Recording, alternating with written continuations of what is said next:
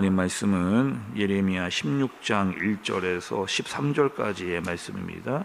여호와의 말씀이 또 내게 임하여 이르시되 너는 이 땅에서 아내를 맞이하지 말며 자녀를 두지 말지니라.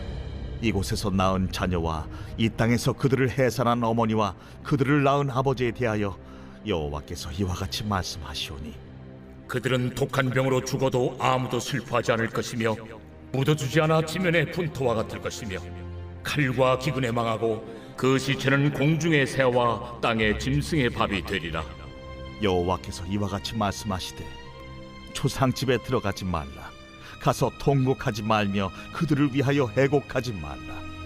내가 이 백성에게서 나의 평강을 빼앗으며 인자와 사랑을 제함이라.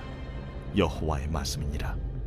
큰 자든지 작은 자든지 이 땅에서 죽으리니 그들이 매장되지 못할 것이며 그들을 위하여 애곡하는 자도 없겠고 자기 몸을 베거나 머리털을 미는 자도 없을 것이며 그 죽은 자로 말미암아 슬퍼하는 자와 떡을 떼며 위로하는 자가 없을 것이며 그들의 아버지나 어머니의 상사를 위하여 위로의 잔을 그들에게 마시게 할 자가 없으리라.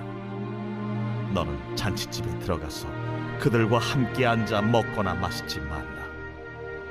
만군의 여호와 이스라엘의 하나님께서 이와 같이 말씀하시니라. 보라, 기뻐하는 소리와 즐거워하는 소리와 신랑의 소리와 신부의 소리를 내가 네 목전 네 시대의 이곳에서 끊어지게 하리라.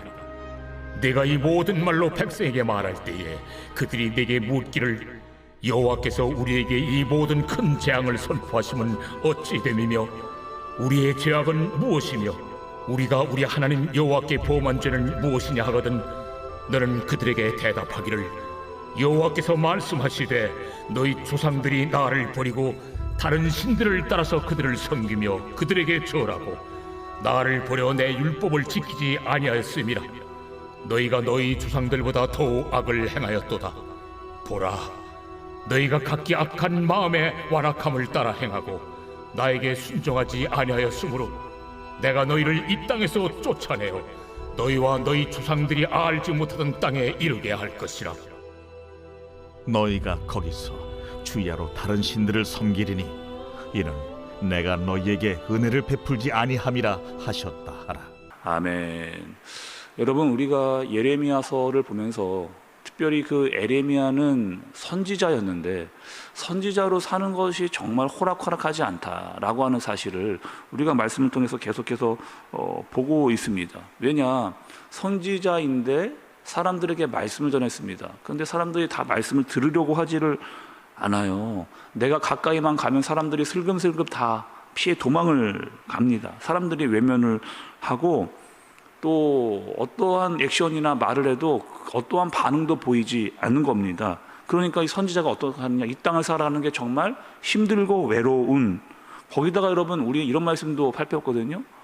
고향 사람들이 내가 돌아갔는데 나를 죽이려고 하는 그런 대우를 받는 겁니다. 왜냐, 예레미야만 나타나면 사람들이 다 어떤 반응을 보여주는 거냐면, 와, 저 사람 나타났다, 재수 없다는 거예요. 재수 없다 이야기하고, 저 사람이 나타나면 자꾸 나라가 망한다 이야기를 하고, 또 성전이 무너진다, 우리가 포로로 잡혀가게 될 것이다, 뭐 이런 소리나 하고 앉아있다 라고 하니까 사람들이 다 저 사람을 싫어하고, 그렇게 낙인 찍혀 있는 사람이 바로 예레미야 선지자였습니다. 여러분, 어제 우리가 말씀을 봤는데 어제 말씀은 무엇이었느냐, 예레미야가 너무 힘들다는 거예요. 솔직하게 하나님 앞에 너무 힘들다, 인간적으로 하나님 이거 너무 힘든 거 아닙니까? 라고 거의 뭐 하나님께 거의 따지듯이 막 이렇게 막 하나님께 막 토로하는 그런 내용도 우리가 어제 말씀을 통해서 살펴봤다는 거죠. 근데 여전히 하나님은 예레미야에게 원하는 게 있습니다. 그것은 무엇이냐? 끝까지 너희를 감당하라는 거예요. 끝까지 너의 선지자적 역할을 감당하라, 이렇게 이야기를 하십니다. 멈추면 안 되고 끝까지 내가 너에게 맡긴 일을 감당해라, 이렇게 이야기를 하셨고, 내가 너와 함께 하겠다 라고 하는 말씀도 하나님께서 하셨습니다. 그리고 오늘 여러분 말씀도 보면 참 예레미야 쉽지 않았겠다 이런 생각이 들거든요. 몇 구절 좀 보겠습니다. 2절의 말씀 좀 보세요. 2절에 너는 이 땅에서 아내를 맞이하지 말며 자녀를 두지 말지니라. 5절이요. 5절 처음 부분 보세요. 여호와께서 이와 같이 말씀하시되 초상집에 들어가지 말라 이렇게 이야기하시고 8절에 보니까 너는 잔치집에 들어가서 그들과 함께 앉아 먹거나 마시지 말라 이렇게 이야기하십니다. 여러분 이거 이거 참 얼마나 어려운 일이에요. 너 결혼하지 말라는 거예요. 그리고 결혼도 안 했으니까 애도 자녀도 두지 말라 이렇게 이야기합니다. 거기다가 초상집에도 잔치집에도 들어가지 말라. 왜 이렇게 하나님께서 이렇게 심한 이야기를 하시는가? 여러분 한번 생각해 보시죠. 가뜩이나 지금 예레미야는 외로운 상황이거든요. 나 혼자 이 사역을 감당해야 되는데 아무도 내 주위에 없는데 거기다가 이런 것들 하지 말라. 내 편에 지금 아무도 없는데 결혼도 자녀도 사람들의 애경사도 다 참여하지 말라. 여러분 예레미야가 제대로 된 사회생활 할 수 있었겠습니까?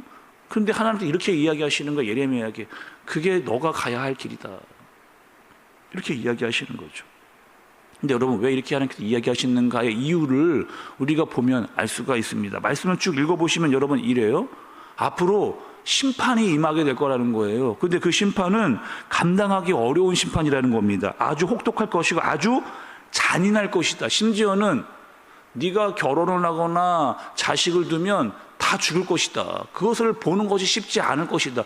이렇게까지 하나님께서 이야기를 하시는 거예요. 많은 사람들이 다 병으로 죽어 나갈 거고 또 식구들이 모두 다 죽는 그런 집도 있게 될 것이다. 울어줄 사람 그리고 그 시체를 묻어줄 사람조차 없을 것이다. 이렇게 이야기를 하시면서 시체의 무덤이 산더미 같이 쌓일 것이고 그 산더미 같이 쌓여져 있는 시체를 새와 짐승들이 와서 파거나 또 먹게 될 것이다. 많은 사람들이 시체로 길거리에 나뒹굴게 될 것이다.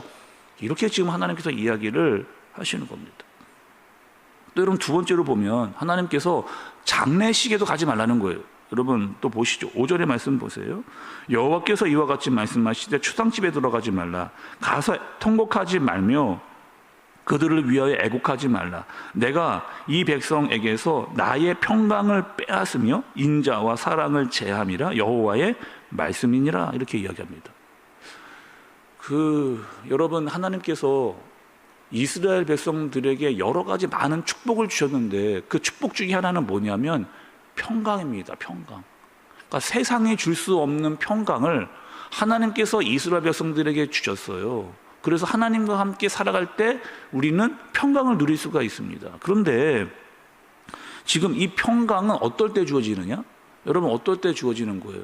나에게 세상에 줄 수 없고 하나님만이 나에게 주시는 평강은 언제 느낄 수가 있느냐면 하나님의 사람으로 살아갈 때 하나님께서 평강을 주시는 겁니다. 하나님의 말씀으로 살아갈 때 나에게 평강을 주시는 거예요. 그런데 지금 너희는 하나님의 말씀으로도 살고 있지 않고 하나님의 백성으로도 살고 있지 않다. 그러니 내가 너희에게 줄 평강이 없다. 이렇게 이야기하는 거. 이제까지 주었던 너희의 복들을 내가 거두어 드리겠다. 은혜를 거두어 드리겠다.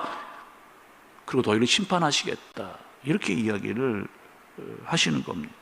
그리고 잔치집도 가지 말고 장례식도 가지 말라 하는 그 이유는 무엇이냐면 너희들이 지금 전혀 하나님의 말씀대로 그렇게 살고 있지를 않다는 거예요. 그리고 그렇게 살다가 막 사람들이 죽음을 맞이하는 겁니다. 그리고 자기들끼리 모여가지고 자기네 마음대로 살면서 막 시낙낙거리면서 먹고 마시는 거에 빠져있는 거기에 예레미야 너는 하지 말라는 거예요. 왜? 그들은 때와 시기를 모르면서 자기들 멋대로 살아가고 있는 그곳에 예레미야에 너는 가지 말아라. 이렇게 이야기를 하시는 겁니다. 우리가 여러분 예레미야를 보면서 특별히 그 선지자가 그렇게 사는 것이 참 쉽지 않았을 것이다 라고 그렇게 생각이 되어지는데 하나님은 결국 예레미야에게 이것을 원하시는 겁니다. 너는 너의 신앙을 삶으로 보여주어라. 사람들에게 너의 신앙을 삶으로 보여주어라.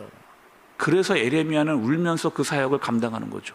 결혼도 자녀도 잔치집도 또 장례식도 가지 않으면서 어떠한 사회적 활동을 제약을 받으면서 너는 삶으로 그 너의 신앙을 보여주어라. 이렇게 이야기합니다.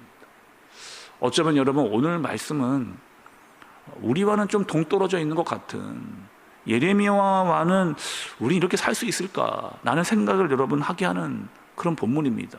그런데 우리가 잊지 말아야 할 한 가지는 있습니다. 예레미야는 자신의 삶으로 하나님의 말씀을 순종하고 믿음과 신앙을 지켰던 그런 사람입니다. 마찬가지거든요. 우리에게도 여러분 하나님의 말씀과 신앙으로 살라 이렇게 말씀을 하시고 계시는 거예요. 그리고 하나님께서 우리에게 평강을 주셨습니다. 그리고 그 평강으로 말미암아 살아가라 말씀을 하시는 거죠. 그리고 세상 사람들이 우리에게 어떻게 이렇게 살 수 있느냐라고 물을 때 나와 함께 하시는 하나님이 있고 그분이 주시는 평강으로 말미암아 나는 말씀에 순종하여 살아가고 있다라고 하는 그 모습을 보이기를 원하고 계시는 겁니다.